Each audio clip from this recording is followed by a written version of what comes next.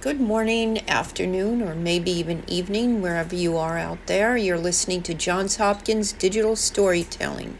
I'm Adrienne, coming to you from Bucksport, Maine, where the Penobscot River meets the sea.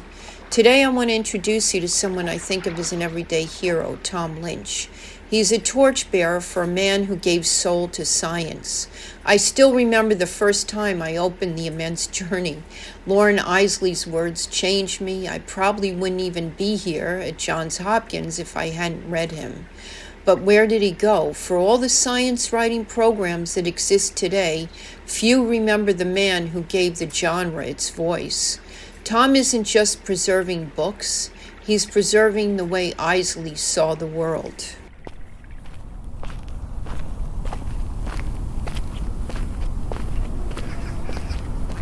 Many of Eiseley's biggest fans were part of the counterculture of the 60s and 70s.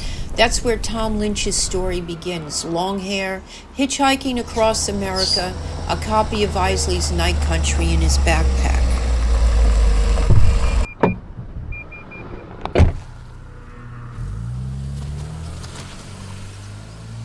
Dr. Tom Lynch is a retired professor of English literature at the University of Nebraska, vice president of the Loren Eiseley Society, and a lifelong scholar of environmental literature and poetics. I asked him how Eiseley's poetic voice fits into the larger story of science writing. His answer placed Eiseley at the heart of the literary world.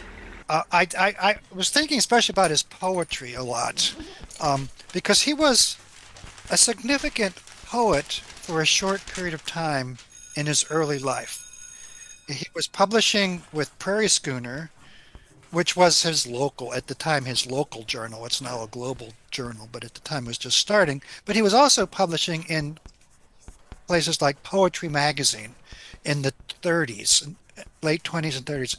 Poetry Magazine was publishing W.H. Auden, Ezra Pound, T.S. Eliot, William Carlos Williams. I mean, the canon, right? The canonical figures of poetry. So he was in that milieu of poetry. Tom's words elevate Eiseley beyond the poetic scientist cliche and remind us he didn't just dabble in poetry, he published shoulder to shoulder with the greats.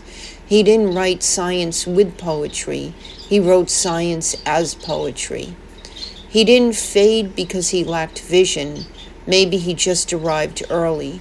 As Tom sees it, the world is finally catching Right. up. He was sort of a modernist, we might say, and he was now in the postmodern period. So his poetry was sort of seen as a little didactic, didn't quite fit the style of the period. But I think that the new turn towards eco-poetics and towards thinking about arts within the Anthropocene makes him newly relevant. A- And I think people need to start thinking about him that way as a poet of the Anthropocene, and not as um, a contemporary poet per se. When I asked Tom what he hopes for the future of the Loren Eiseley Society, his answer came with quiet frustration and the deep love that can only come from the study of a lifetime. A big part of what I would like to see is him taught more at the university level, right? I think that's often a neglect, and I think he should be, as I mentioned, in the anthologies of American literature. And I taught the eco poetry anthology, came out now. It's been maybe 10 years, and I love the anthology. It's sort of like, um, mostly, but not. No, I guess not. It's mostly English language writers, um, and mostly in the last several hundred years, I guess.